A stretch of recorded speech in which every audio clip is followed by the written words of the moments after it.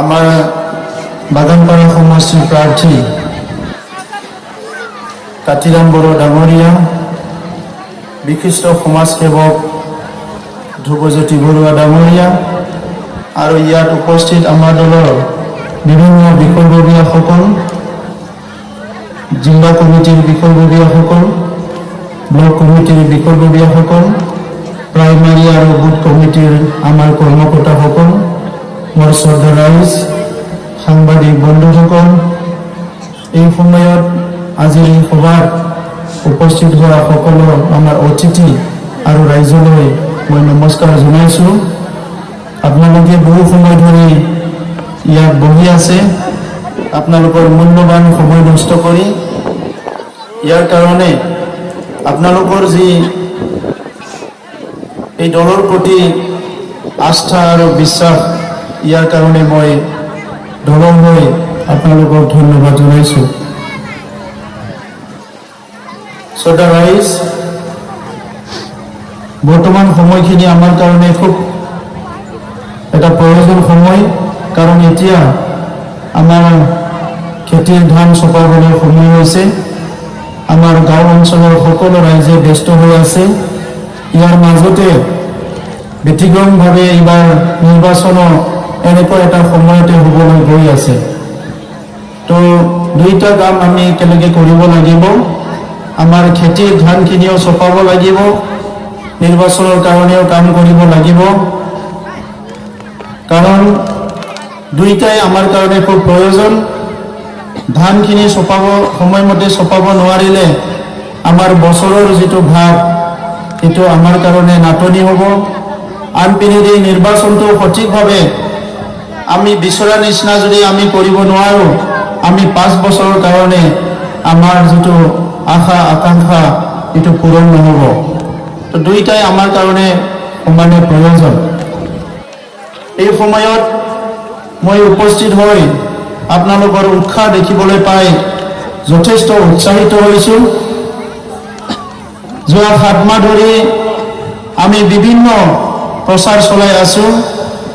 Corona ভাইৰাছৰ কাৰণে এইবাৰ নিৰ্বাচনী সভাবিলাক বিচৰা নিচিনা পাতিব পৰা নাই, বহুত পিছুৱাই গ'ল। আমি দেখিবলৈ পাইছোঁ ভাৰতবৰ্ষৰ ভিতৰত সকলোতকৈ দীঘলীয়া যি কোড অফ কণ্ডাক্ট চলি আছে, এইটো আমাৰ অঞ্চলতে চলি আছে। বিশ্বৰ ভিতৰতে দীঘলীয়া হ'ব পাৰে কোড অফ কণ্ডাক্ট। প্ৰায় 7 মাহ কোড অফ কণ্ডাক্ট চলি আছে আমাৰ। তো সেইকাৰণে আজি এনেকুৱা এটা ব্যতিক্ৰমধৰ্মী এটা পৰিৱেশত আমি আছোঁ, যি পৰিৱেশে আমাক এটা নতুন দিগন্ত আনিবলৈ গৈ আছে। আমি বহু বছৰ আগৰ পৰা শুনি আহিছোঁ, কিবা ভাল ফল পাব লাগিলে পৰিশ্ৰম কৰিব লাগিব, অলপ অপেক্ষা কৰিব লাগিব।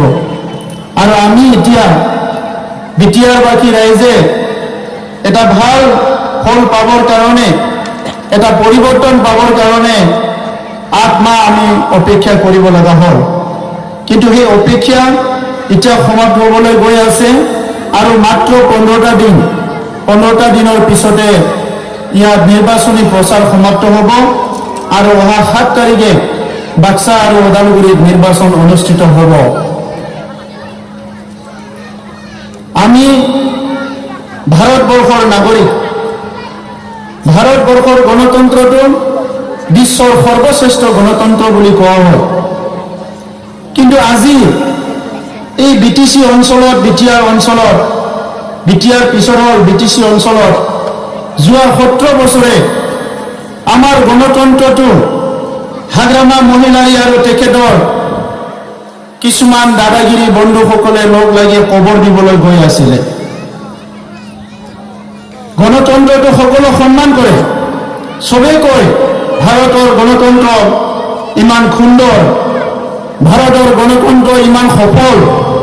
কিন্তু সেই গণতন্ত্ৰটো আমাৰ BTCত যোৱা 17 বছৰে হাগ্ৰামা মহিলাৰী আৰু তেখেতৰ টিমে যেনেকৈ নহওক, যি পৰিস্থিতিৰে নহওক, এই গণতন্ত্ৰটো ইয়াত জীয়াই থাকিবলৈ তেখেতসকলে দিব বিচৰা নাছিলে। আৰু সেই খুঁটোৰ বিপৰীতে সেই পৰিৱেশৰ বিপৰীতে আমি মোকাবিলা কৰি আহিছোঁ।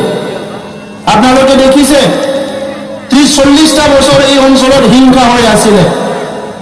হিংসাৰ পৰা হিংসা, এটাৰ পিছত আনটো হিংসা। ইফালে সশস্ত্ৰ সংগ্ৰামৰ বিভিন্ন হিংসা কাৰ্যকলাপ, আনফালে পুলিচ মিলিটাৰীৰ উপদ্ৰৱ। এই দুইটাৰ মাজত আমাৰ ৰাইজে সময় কটাব লগা হৈছিলে। আৰু এই পৰিৱেশ পৰিস্থিতি খাম কাটিল বুলি আমি চবে ভাবিছিলোঁ যেতিয়া 2003 চনত BTC চুক্তি হ'ল। আমি চবে আশা কৰিছিলোঁ এইবাৰ এটা চুক্তি হ'ল, সংগ্ৰামীসকলে আহি শাসনত বহিল আৰু এইবাৰ পৰিৱৰ্তন আনিব। সংগ্ৰামীসকলে আসল কথাটো বুজি পায় বুলি আমি চবে ভাবোঁ। হাগ্ৰামা মহিলাৰ এজন সংগ্ৰামী আছিল, চন্দন ব্ৰহ্মই এজন সংগ্ৰামী আছিল। ইয়াত যিসকলে BPFৰ নেতা পালি নেতা হৈ আছে, ইয়াৰ অধিকাংশই সংগ্ৰামী আছিলে। আৰু আমি আশা কৰিছিলোঁ সংগ্ৰামীবিলাকে ৰাইজক প্ৰবঞ্চনা নকৰে, ৰাইজক নঠগায়, ৰাইজক কোনোদিনা প্ৰতাৰণা নকৰে, ৰাইজক কোনোদিনে দমন নকৰে। কাৰণ সংগ্ৰামে হয় দমন উৎপীড়ন, বিভিন্ন সমস্যাৰ সমাধান বিচাৰি সংগ্ৰাম হয়। আৰু সেই সংগ্ৰামীবিলাকে শাসনত বহি যি উদ্দেশ্যলৈ সংগ্ৰাম কৰিছিলে, ন্যায় লাগে, অধিকাৰ লাগে, উন্নয়ন লাগে, বিভিন্ন ভ্ৰষ্টাচাৰৰ পৰা মুক্ত হ'ব লাগে, সেইসকলে নিজে ৰক্ষক হৈ ভক্ষক হোৱাৰ নিচিনা আমাৰ ৰাইজৰ ওপৰত জঁপিয়াই পৰিল। এই মেৰকুচি অঞ্চলত, দেৱচৰা অঞ্চলত, বাগানপাৰা অঞ্চলত যোৱা 17 বছৰত মানুহে বহুত হিংসা দেখিবলৈ পাইছে। প্ৰত্যেকটো নিৰ্বাচনৰ হিংসা। নিৰ্বাচন মাথো নহয়, এনেই নৰ্মেল চিটুৱেশ্যনতো হিংসা দেখিবলৈ পাইছে। এনেকুৱা এটা পৰিৱেশ হৈ গৈছিলে, BTC মানে হিংসা, BTC মানে লুণ্ঠন, BTC মানে দাদাগিৰি, BTC মানে এটা জনগোষ্ঠী আনটো জনগোষ্ঠীক ঘৃণা কৰা, ভয় কৰা, চাবলৈ নোৱাৰা এনেকুৱা এটা পৰিৱেশ গঢ়ি তুলিছিলে হাগ্ৰামা মহিলাৰীয়ে যোৱা 17 বছৰত।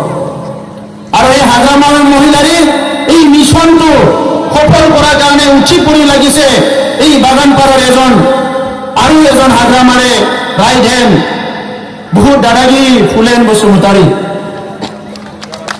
কিন্তু ৰাইজ, ঈশ্বৰে সদায় ৰাইজক মানুহক ন্যায় দিয়ে, কাৰণ আমি ঈশ্বৰৰে সন্তান।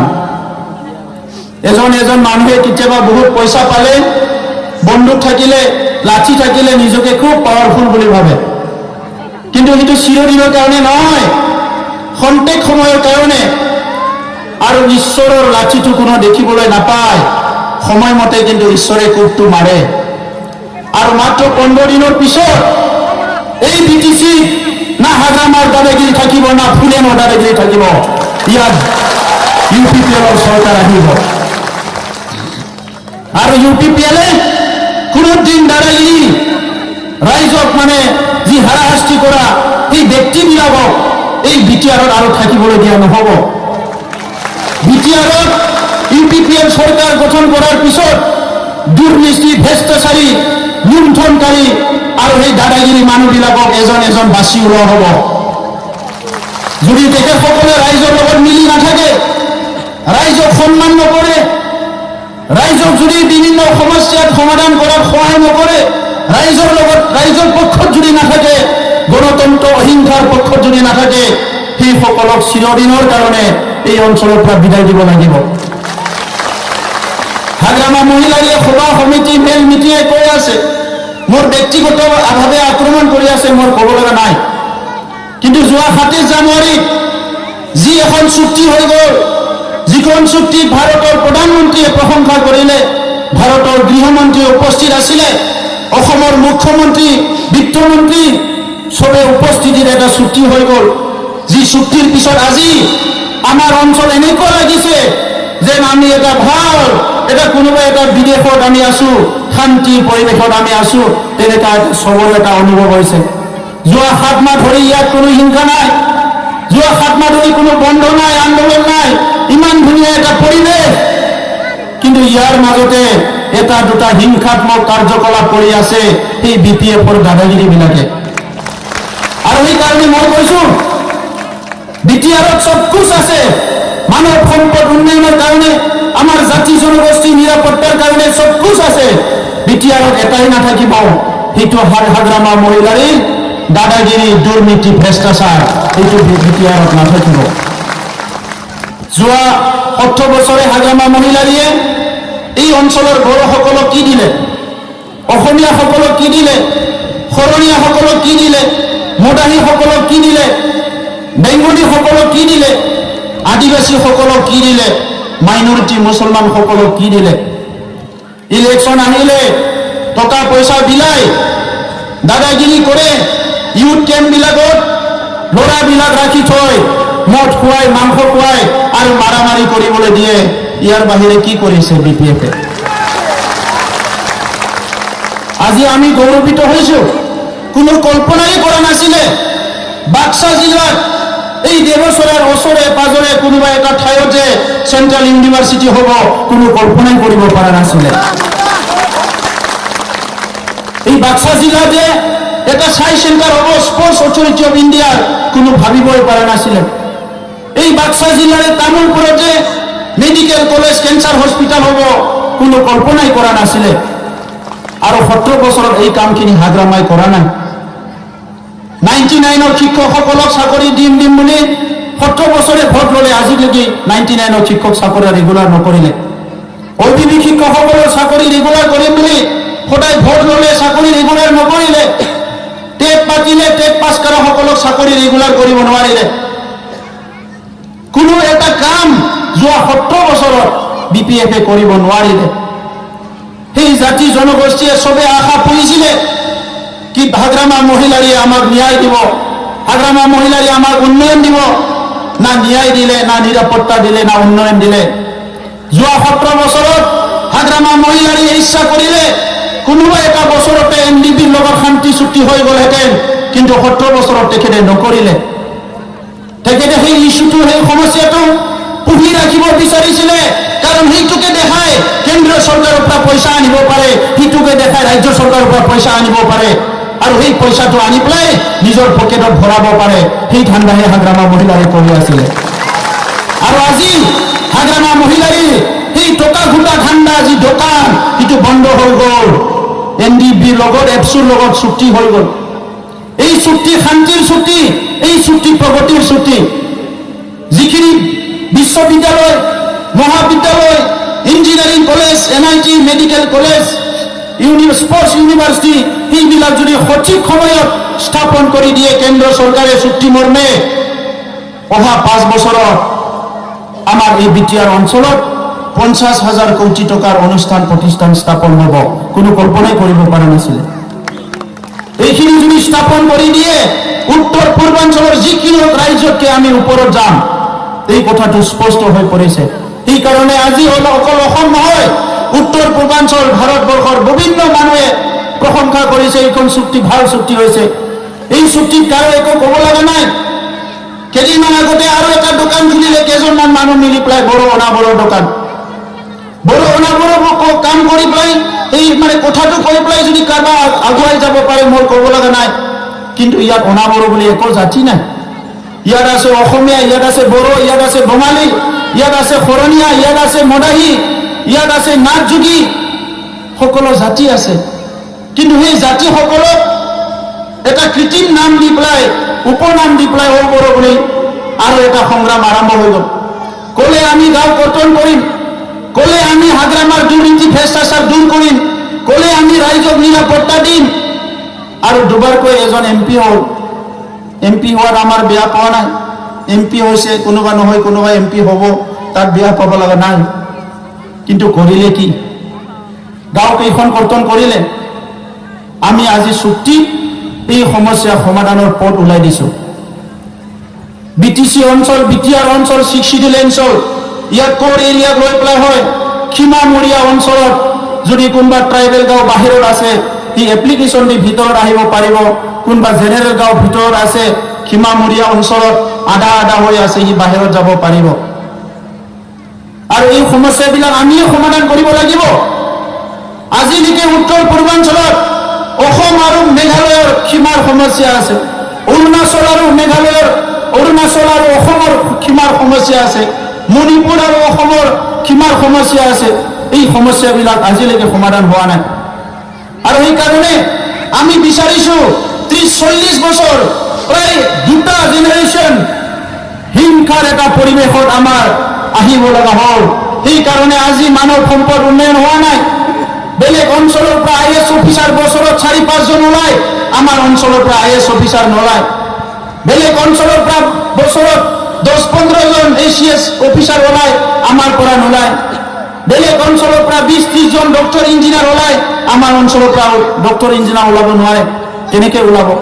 এফালে অশান্তি আছিলে, আনফালেদি ইয়াৰ স্কুল কলেজৰ অৱস্থা ভাল নহয়। যিখিনি বিদ্যালয় আছে পৰ্যাপ্ত পৰিমাণৰ শিক্ষক নাই। আৰু 70 বছৰত হাগ্ৰামা মহিলাৰে কোনো শিক্ষা নীতি ইয়াতে আনিব নোৱাৰিলে। আৰু আমি কৈছোঁ UPPLৰ চৰকাৰ আহিলে এইটো এটা কাউন্সিল হয়, কিন্তু এই কাউন্সিলৰ আমাৰ বিশ্বৰ যিকোনো উন্নত দেশৰ শিক্ষাৰ নীতিটো ইয়াত আমি মানে ইমপ্লিমেণ্ট কৰিম, আমি ইয়াত ব্যৱহাৰ কৰিম, যাতে আমাৰ ল'ৰা ছোৱালীয়েও বিশ্বৰ মান পাব পাৰে শিক্ষাৰ ক্ষেত্ৰত। আজি কোনো এটা সমস্যাই সমাধান নকৰিলে, তো সেইকাৰণে আজি ৰাইজে জুয়াটো ভুগিব লগা হৈছে। এটা জনগোষ্ঠী আনটো জনগোষ্ঠী সন্দেহ কৰিছে, কিন্তু সন্দেহ কৰি লাভ নাই। আমি একেলগে থাকিব লাগিব। এইখন আমাৰ ভাৰত, এইখন আমাৰ অসম, এইখন আমাৰ বিটিয়াৰ। ইয়াত আমাৰ বহুত প্ৰজন্ম গুচি গ'ল আৰু বহুত প্ৰজন্ম আহিব। আৰু আমাৰ ঘৰখন আমি না জুই লগাই ল'ম, না আমি ইয়াতে ধুনীয়াকৈ এটা সুন্দৰ ফুলনি কৰি এটা ভাল পৰিৱেশ কৰিম। কিন্তু আমাৰ ওপৰত নিৰ্ভৰ কৰিব। এইখিনি সময় আমাৰ সময়, আমাৰ সময়খিনিতে আমি সমাজখন ঠিক কৰিব লাগিব, আমাৰ অঞ্চলটো ঠিক কৰিব লাগিব, আমাৰ ল'ৰা ছোৱালী ছাত্ৰ ছাত্ৰীক আমি এটা সঠিক পথত আগুৱাই নিব লাগিব। আৰু সেইটো কৰিবৰ কাৰণে BTCত যোৱা 17 বছৰত হাগ্ৰামা মহিলাৰীয়ে বহুত সুযোগ পাইছিলে। এই 17 বছৰত 6,000 কোটি টকা আহিছে BTC অঞ্চলৰ 4টা জিলা। কিন্তু গাঁৱে ভূঞে ঘূৰি চাওক 6,000 কোটি ব্যৱহাৰ হোৱা কত দেখিবলৈ নাপাব। কোনো খেতি পথাৰত ইৰিগেশ্যন চিষ্টেম নাই, কোনো এটা ইৰিগেশ্যন চিষ্টেম আনিব পৰা নাই। আজি খেতিয়কসকলে যথেষ্ট কষ্ট কৰে, এবাৰো খেতি কৰে, দুবাৰ খেতি কৰিব নোৱাৰে। ভাৰত চৰকাৰে কৈছে ডাবলিং ফাৰ্মাৰ ইনকাম হ'ব লাগে, ফাৰ্মাৰ ইনকাম ডাবল হ'ব লাগে। ডাবল হ'ব লাগিলে ডাবল খেতি হ'ব লাগিব, কিন্তু ডাবল খেতি কেনেকৈ কৰিব? পানী নাই, গৰাখহনীয়া হৈ আছে ওচৰত। আজি 17 বছৰে মাথৰি নিৰ্মাণ নকৰিলে গৰাখহনীয়াই হৈ থাকিল। নদীৰ পানী আহি মানুহৰ খেতি শেষ কৰি দিলে। 17 বছৰত হাগ্ৰামা মহিলাই দেখিবই নাপালে। এনেকুৱা এটা অৱস্থা হৈছে। উত্তৰ অঞ্চলৰ হাতী মানুহৰ সংঘাত হয়, প্ৰত্যেক বছৰতে হাতীয়ে ধানটো খায়, মানুহৰ জীৱনৰ লয়। এই সমস্যা সমাধান কৰিব নোৱাৰিলে। উত্তৰ অঞ্চলৰ খোৱা পানীৰ সমস্যা সমাধান কৰিব নোৱাৰিলে। ইয়াত পাব্লিক হেল্থৰ মন্ত্ৰী আছে BPFত, ইয়াত পানী এটা বৰিং কৰিব লাগিবলৈ 2 লাখ 2.5 লাখ টকা লাগে। আজি সেই টকা চৰকাৰৰ ভঁৰালত অভাৱ নাই, কিন্তু সেই কামটো কৰিব নোৱাৰিলে। তো সেইকাৰণে ৰাইজ BPF যদি আৰু থাকে, আমাৰ যিখিনি আছে এইখিনিও শেষ হৈ যাব। আমি আগুৱাই যাব লাগিলে সদায় নতুন নতুন আঁচনি আনিব লাগিব, নতুনত্ব কিবা চিন্তা থাকিব লাগিব। আজি আমাৰ অঞ্চলত ইণ্ডাষ্ট্ৰি নাই, কিন্তু আমাৰ ভাল খাৰুৱা মাটি আছে, আমাৰ ভাল বতৰ আছে। এই খাৰুৱা মাটিত আমাৰ মানুহখিনি যদি কালি ট্ৰেনিং কৰা যায়, বহুতখিনি ইয়াৰ পৰা আমি উপাৰ্জন কৰিব পাৰিম। ইণ্ডাষ্ট্ৰি নোহোৱা বহুত দেশ আছে, ৰাজ্য আছে, সেই সকলো আগুৱাই গৈছে। আমাৰ অঞ্চলতো ৰাইজে কাম কৰিবলৈ সদায় সাজু আছে, কিন্তু কাম কৰাবলৈ চৰকাৰে সাজু নাই। ইয়াৰ কাৰণে অৰ্থনীতি উন্নয়ন হ'ব পৰা নাই। হাজাৰ হাজাৰ ডেকা ল'ৰাবিলাক আমাৰ এৰিয়া এৰি তেখেতসকলে ক'ৰবাত গুজৰাট হাৰিয়ানাত যাই পেলাই হাজিৰা কৰিব লগা হৈছে, কিন্তু আমাৰ ইয়াত কৰিবলৈ বহুত সুযোগ আছে। সেইখিনি কাম কৰিব নোৱাৰিলে। আৰু আজি আমি বছৰত 1 লাখ কৰি সংস্থাপন দিম বুলি যেতিয়া UPPLে ক'লে, হাগ্ৰামাৰ মোৰ মানে চকু কপালত উঠিছে আৰু কৈছে তেখেতসকলে ভুৱা কথা কৈছে, কেনেকৈ সংস্থাপন দিম? তেখেতসকলৰ এই মগজটো সিফালে ব্যৱহাৰেই কৰা নাই। আমি পুৰা কেলকুলেশ্যন কৰি কৈছোঁ, বছৰত আমি 50,000 খেতিয়কক যদি আমি সহায় কৰোঁ, তেখেতসকলে ভাল সংস্থাপন পাব। 50,000 নিপুণক যদি আমি ট্ৰেইনিং দিওঁ, বিভিন্ন ঠিকানত কাম কৰাৰ কাৰণে 1 লাখ মানুহ এংগেজ হৈ গ'ল। ইয়াৰ কাৰণে কোনো ডাঙৰ কেলকুলেশ্যন নালাগে। সেইখিনি কাম কৰিবৰ কাৰণে মানসিকতা লাগে, মন লাগে। ৰাজনীতিৰ নেতাবিলাক ইচ্ছা কৰিলে বহুত কাম কৰিব পাৰে, কিন্তু হাগ্ৰামা মহিলাৰী এণ্ড কোম্পানীয়ে মদ ভাং জুৱা মাৰামাৰীকে প্ৰাধান্য দিলে, কাম কৰাটো কোনোদিন গুৰুত্ব নিদিলে। সেইকাৰণে আজি উন্নয়ন নাই। ৰাতিপুৱা গধূলি মদ খোৱাটোৱে গুৰুত্ব দিলে, কাম কৰাটো গুৰুত্ব নিদিলে। সেইকাৰণে আজি এই অৱস্থা হৈছে। সেইকাৰণে ৰাইজ আমাৰ পৰিৱৰ্তন লাগিব, পৰিৱৰ্তন লাগিব দুখীয়াসকলৰ স্বাৰ্থত। আজি দুবেলা দুমুঠি খাবলৈ নাপায়, সেমিষ্টাৰ পৰীক্ষাৰ ল'ৰা ছোৱালীক ফিজ দিবলৈ মানুহৰ হাতত পইচা নাই, ঠাণ্ডা গৰমত কাপোৰ কিনি মানে পিন্ধিবলৈ মানুহৰ হাতত পইচা নাই, ঔষধ কিনি খাবলৈ পইচা নাই। সেইখিনি মানুহৰ কাৰণে কিঞ্চিত 70 বছৰত BPF একোই নকৰিলে। তো সেইকাৰণে ৰাইজ আজি পৰিৱৰ্তনৰ সময় আহিছে।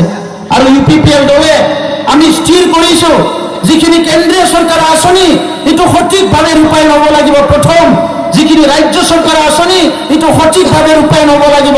আৰু ইয়াৰ উপৰিঞ্চি আমাৰ চৰকাৰ আহিলে আমি কাউন্সিলৰ কিছুমান আঁচনি তৈয়াৰ কৰিম, যাৰ দ্বাৰা আমাৰ অৰ্থনীতি আৰু শিক্ষা উন্নয়ন হয়। ইয়াৰ আঁচনিখিনি আমি তৈয়াৰ কৰিম। আৰু সেইকাৰণে এতিয়া সময় আহিছে, এই আঁচনিবিলাক সঠিক যদি ৰূপায়ণ হ'ব লাগে, কেন্দ্ৰৰ পৰা অহা পুঁজি, ৰাজ্যৰ পৰা অহা পুঁজিবিলাক যদি সঠিকভাৱে ৰূপায়ণ হ'ব লাগে, যোৱা 17 বছৰত প্ৰায় 1500 কোটি টকা কম্বল সূতা ছাপ্লাই দি হাগ্ৰা মাহাতে খাই দিলে। এইবিলাক যদি বন্ধ কৰিব লাগে, আমাৰ চৰকাৰ অহাৰ লগে প্ৰথম 6 মাহত যিসকলে আজি ৰাইজৰ টকা লুটি পুটি খাইছে, PMৰ ঘৰৰ দুখীয়া মানুহৰ ঘৰ দিম বুলি পইচা খাইছে, জব কাৰ্ডৰ পইচা খাইছে, বৃদ্ধ পেঞ্চনৰ পইচা খাইছে, মিড ডে মিলৰ পইচা খাইছে, ICDS অংগনবাড়ী চেণ্টাৰৰ পইচা খাইছে, সেই মানুহবিলাকক এজন এজন ওলাই আনি আইনগত শাস্তি দি জেলত ভৰাব লাগিব এজন এজন, যাতে অনাগত দিনত যাৰে চৰকাৰ আহে, যোনে অফিচাৰে ইয়াত ট্ৰেন্সফাৰ হৈ আহে, সেইসকলে যাতে গৰীব দুখীয়া মানুহৰ পইচা খাব